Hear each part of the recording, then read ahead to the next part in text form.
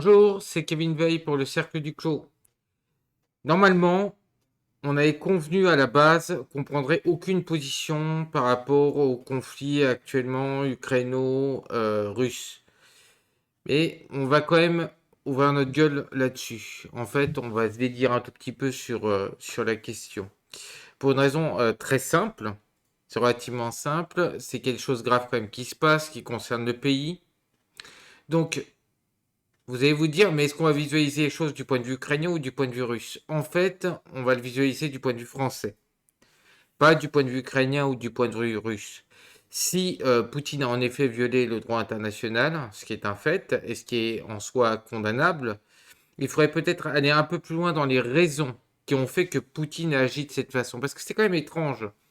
Euh, de base, comme c'est un joueur d'échecs, il aurait bien dû voir que cette posture avait de fortes chances de risquer de ruiner la Russie, de mener à rien, etc. Donc il y a peut-être quelque chose qui l'a fait réagir de façon aussi violente. Et ça, malheureusement, on ne le sait pas. On le saura peut-être après ce conflit. En attendant, ce conflit va toucher nos vies de façon majeure. On le voit déjà avec le prix d'essence, le prix d'énergie, etc. Il faudrait peut-être que ça s'arrête pour le bien de la France. Alors, vous allez peut-être mieux comprendre notre position par le fait qu'on va faire une petite critique d'une des vidéos là que je vois sur TPMP, même si on n'aime pas TPMP en général au Cercle du Clos. On va quand même utiliser ça pour vous faire comprendre notre position par rapport à ce conflit russo-ukrainien. La vidéo elle s'intitule Faut-il s'inquiéter de ces Français qui ne soutiennent pas l'Ukraine? Comme si on était obligé en tant que Français de soutenir obligatoirement l'un ou l'autre des camps. Vous allez voir que c'est beaucoup plus compliqué. On y passe là tout de suite. Bon, vous voyez, c'est la vidéo qui se trouve, voilà, en haut à droite pour vous. Moi, je suis obligé d'utiliser ma main gauche. On va démarrer cette vidéo et puis on va en faire l'analyse, écoutez, entre vous et nous. Voilà. Allez, hop. En espérant que notre vidéo se fasse pas striker à cause de ça. Moi aujourd'hui, c'est que je soutiens complètement le peuple ukrainien, mais je ne soutiens pas les dirigeants en fait d'Ukraine, comme d'ailleurs les dirigeants de la Russie en fait. Et puis aussi à travers ce qu'on peut vivre à travers l'Europe et puis la France avec cette montée d'escalade. Moi, c'est vraiment ça que je dénonce aujourd'hui. Et puis il faudrait faire attention un petit peu parce que moi je me suis fait avoir il y a une semaine. Alors, je trouve ça impressionnant vis-à-vis de ce type, mais il avait déjà montré à peu près la même chose au moment où il avait brûlé son pass sanitaire. Ça a l'air d'être quelqu'un qui n'est pas totalement matrixé, Olive Olive. C'est assez sympa d'entendre une voix dissonante dans le mainstream. On va continuer. En fait, faut pas s'émouvoir en fait trop vite parce que moi je me suis laissé un petit peu avoir quand j'ai vu ces images qui sont terribles qu'on peut voir aujourd'hui à la télé et puis j'ai été fouiller un petit peu, j'ai été regarder un petit peu ce qui se passait. La première question que je me suis posée, est-ce qu'on aurait pu éviter ça? Moi, c'est vraiment ça que je me suis posé au départ. Et puis, je suis tombé sur Anne-Laure Bonnel, qui fait d'énormes reportages aujourd'hui en Ukraine. Alors, Anne-Laure Bonnel, on la relaie sur Twitter. C'est une journaliste indépendante qui fait un excellent travail, qui a fait un excellent travail dans le Donbass. Donc, ça, je vous prie de la relayer le plus possible, s'il vous plaît. On continue. Alors un peu plus du côté est, et puis on apprend de la bouche de certains Ukrainiens pro-russes qui se font bombarder par l'Ukraine. Et ça, ça peut paraître dément, mais c'est exactement ce qui se passe, parce que cette guerre, il faut le rappeler, elle dure depuis plus de 8 ans, elle n'a pas commencé la semaine dernière, et je me demande si on n'a pas fait une montée des tensions, en fait, envers la Russie, à travers tout ce qui s'est passé, et avec un déclenchement derrière, avec des accords qui n'ont pas été maintenus, en fait, sur les choses, avec aussi une rentrée possible en fait dans l'OTAN qui a continué de faire monter les choses et puis une attaque qui arrive derrière et des sanctions qui n'arrêtent pas de monter. Moi, Oui, parce que comme le rappelle François Asselineau dans de nombreuses déclarations, on fera une critique de l'UPR à la fin. Ça ne veut pas dire qu'on est fâché, mais ça veut dire qu'il y a un certain nombre de choses qui me saoulent dans ce qu'il dit au niveau de l'Union soviétique. Mais ça, on étudiera ça à la fin. Par contre, vous voyez, François Asselineau disait à chaque fois que l'Ukraine ne pouvait pas faire ce qu'elle veut parce que, évidemment, si elle rejoint l'OTAN, si elle rejoint l'UE, elle se retrouve aux frontières de la Russie, s'il y a des missiles qui sont posés, et c'est peut-être ça qui a fait déclencher Poutine, c'est peut-être que l'Ukraine en fait, en sous-main, se procurer du nucléaire et donc la Russie a pris peur, etc. La Russie a toujours eu une posture un peu paranoïaque dans son histoire. Staline aussi avait cette posture pendant la Seconde Guerre, à tort ou à raison, on n'en sait rien, je vais vous dire. Enfin, on n'en sait rien. On peut subodorer beaucoup plus grâce à l'ouverture des archives maintenant en Union soviétique que cette posture était légitime, mais il faudrait passer du temps, en fait, y compris avec d'excellentes personnes telles que Annie Lacroix-Ris, qui par contre, du fait de son appartenance au PRCF, ne bougera pas, évidemment, parce qu'elle respecte une forme de centralisme démocratique qui va l'immobiliser. Alors, c'est une femme qui est un cador en histoire, mais alors en tactique, c'est zéro. Voilà. On continue. Oui, on peut être un cador en histoire et être très mauvaise tacticienne politique. Quand j'entends Bruno Le Maire qui dit à la deuxième puissance mondiale, on va vous assécher économiquement, je vois pas comment on va pouvoir trouver une solution et des retombées à travers tout ça. Le malheur de tout ça, c'est que tous ces gouvernants, ils en ont rien à fiche. Parce que le gasoil, ils le payent pas, le gaz, ils le payent pas, et les bombes, ils les prennent pas sur la tronche, ils sont dans des bunkers. Ceux qui sont en train de trinquer aujourd'hui, c'est les Ah ouais, vous allez en prendre plein la gueule, évidemment, au niveau de la consommation. habitants d'Ukraine. Bah oui. Ceux qui sont en train de trinquer, c'est les habitants d'Ukraine. Et puis demain, ça sera nous, quand on va aller à la pompe, qu'on va payer du gasoil à 2,50 € ou des factures de gaz qui vont être multipliées par 2. Donc moi, je pense qu'il faudrait une désescalade. Et aujourd'hui, l'Ukraine, elle n'a pas besoin d'armes, elle a besoin de paix. Et j'espère qu'on arrivera à amener la paix, en fait, à travers Ah oui, mais elle a tout ça. besoin de Oui, mais la paix, elle a besoin elle de passe pas. Elle passe Alors la pas. paix, elle passe pas. Cyril, Bah, moi, j'étais non, très non, choqué. mais la paix passe par des sanctions on essaye. Non mais la Par paix des- passe pas, on a eu une table qui a été faite pour des négociations. Moi ce qui m'a vraiment surpris, Alors, on va pas faire toute la vidéo, hein. De toute façon, il y a quelqu'un que j'ai mouché dans l'équipe. Ça va pas faire un pli. c'est qu'il y avait aucun membre de l'OTAN, aucun membre de l'Europe, aucun membre des États-Unis, alors qu'ils ont charbonné les États-Unis il y a une semaine et demie pour continuer de pousser les choses. Et puis ces gens-là, ils sont aux abonnés absents. Alors Emmanuel Macron, il appelle. Emmanuel Macron, il appelle Poutine pour lui dire bon écoute, t'es toujours d'accord Bah non, en fait, il peut pas être d'accord sur les choses puisque Poutine, qu'est-ce qu'il demandait? Alors je ne l'excuse pas, je le répète, je suis pas un pro-Poutine ou rien du tout. Moi, c'est les dirigeants qui m'embêtent. Moi, les seules personnes que je respecte là-dedans, c'est tous les citoyens qui en prennent plein la gueule. Mais quand Emmanuel Macron va voir Poutine pour rien lui dire, en fait, pour moi, ça reste du cinéma. Poutine, qu'est-ce qu'il avait dit? Je veux pas qu'il rentre dans l'OTAN. Je veux que vous arrêtiez de vous approcher de vos frontières. Et puis, on va pas se mentir, il y a quand même aussi un autre problème économique, c'est que on voudrait favoriser la vente du gaz des États-Unis et arrêter la vente du gaz rien ne justifie. de la Non, mais Russie. rien ne D'ailleurs, justifie ils ont une pas invasion d'un accepté État souverain. que le deuxième pipeline, je me trompe peut-être sur le nom, qui a été Alors, oui, mais rien de justifié aussi l'attaque des Américains en Irak, hein, avec la petite fiofiole, je crois que c'était Colin Powell, là. Ils ont des armes de destruction massive, attention. Arrêtez, vous pouvez pas, dans un certain sens, passer l'éponge sur l'un et ensuite condamner l'autre. C'est une blague. À moins que ce soit les médias de l'OTAN.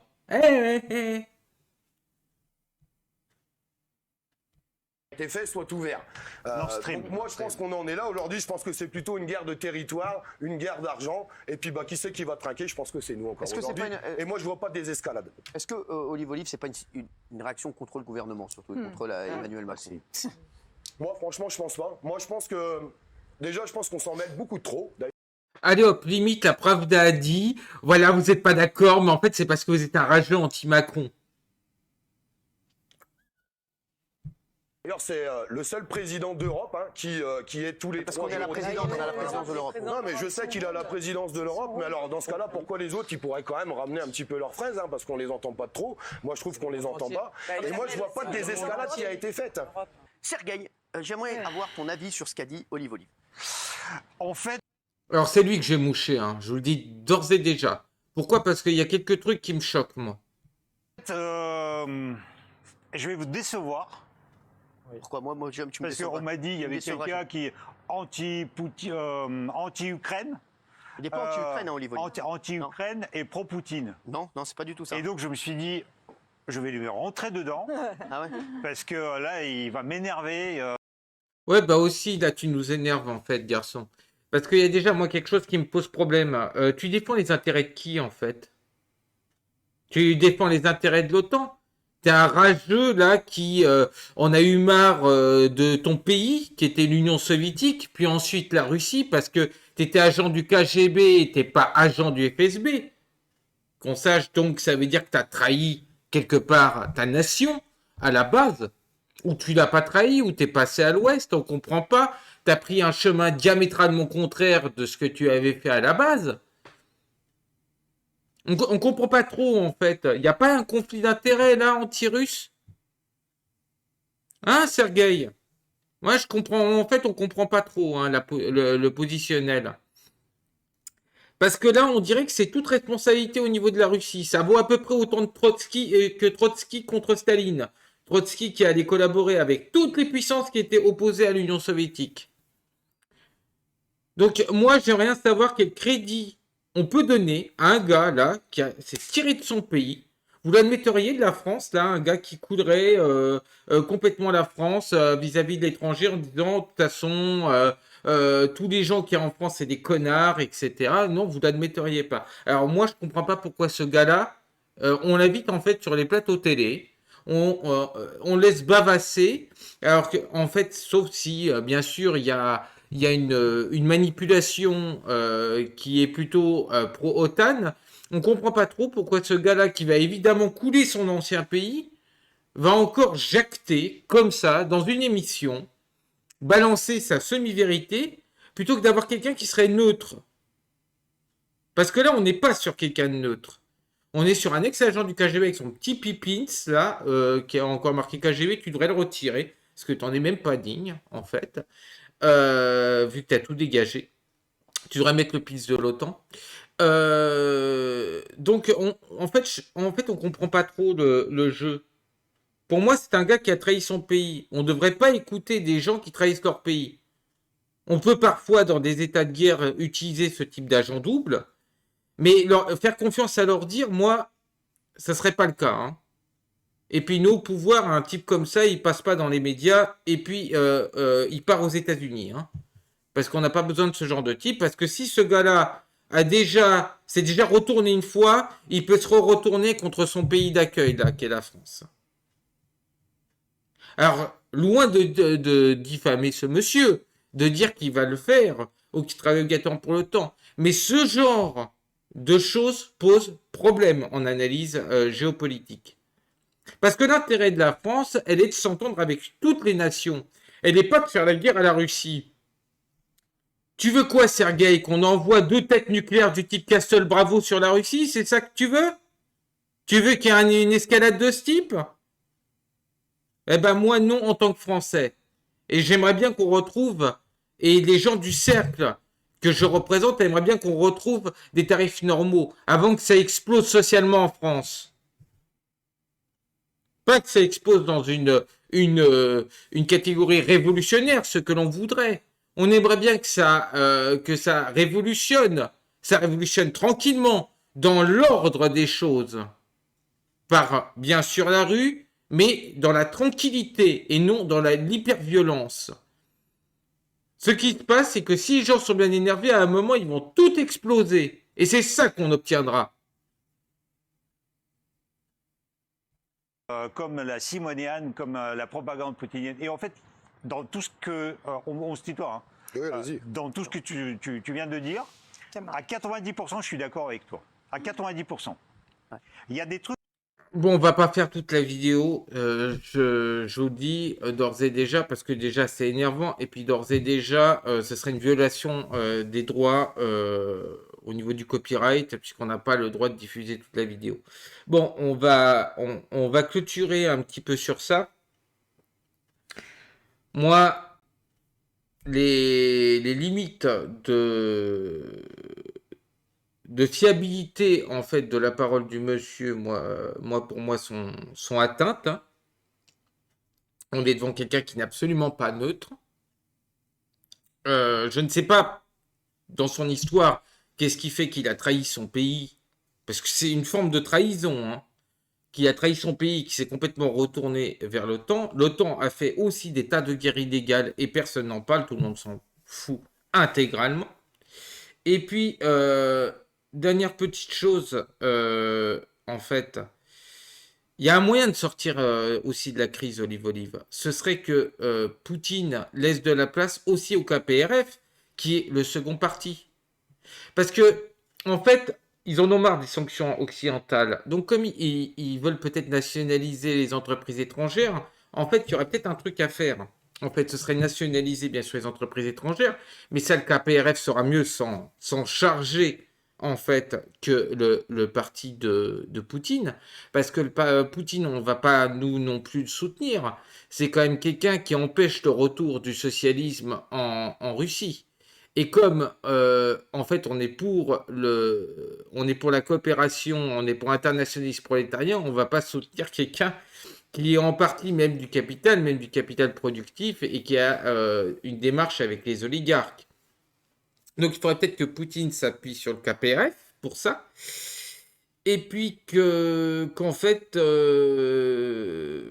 donne le choix, c'est-à-dire où on se met au niveau de la table, où on nationalise toutes vos entreprises étrangères, on va démonter vos petits iPhones, vos trucs là, votre puce M1, et puis on va récupérer tout, tous les secrets industriels, etc. On va les distribuer en open source. Parce que ce serait aussi une manière d'emmerder les très grandes entreprises occidentales qui ne s'en remettraient absolument pas. Puis ça m'intéresserait d'avoir un Microsoft Russia euh, public avec le code source de Windows totalement révélé, de Windows 11. Hein. Parce que intégrer à Linux, ça serait parfait. Hein. Ça serait nickel. Hein. Top niveau. On ne s'en sortira pas sous le capitalisme.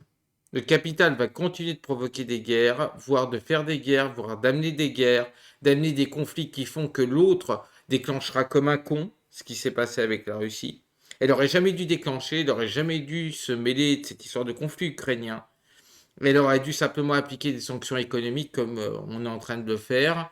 Quand elle aurait dit, bon bah écoutez, voilà, ça c'est nos limites. Si vous dépassez nos limites, on nationalise.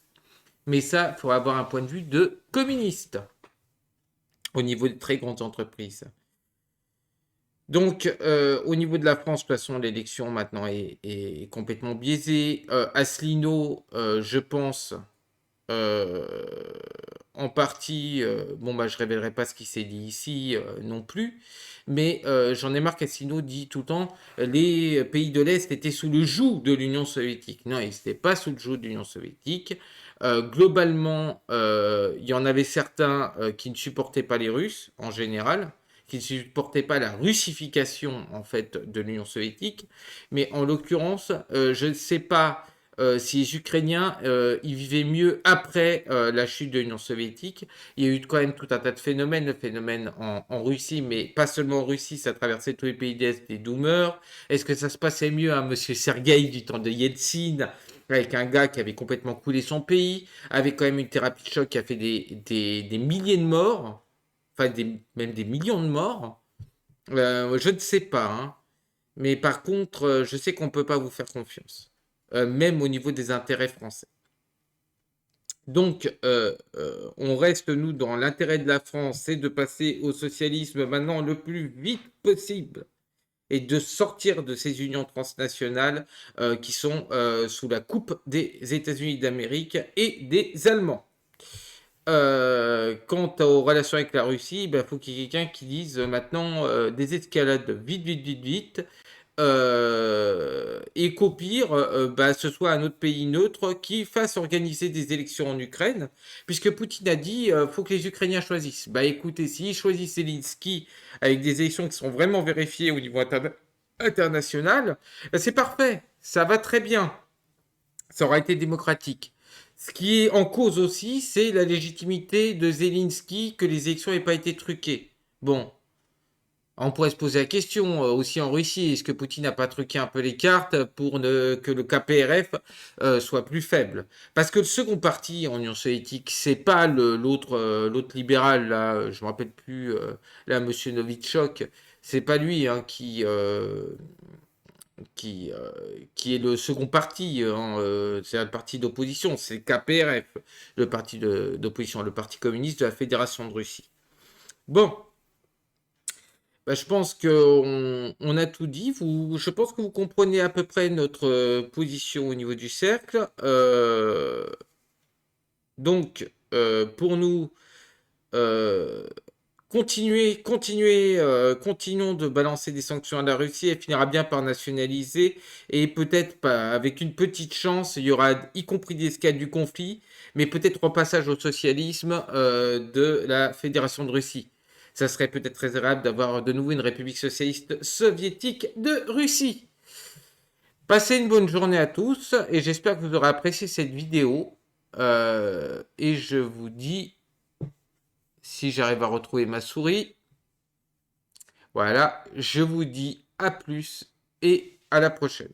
Au revoir.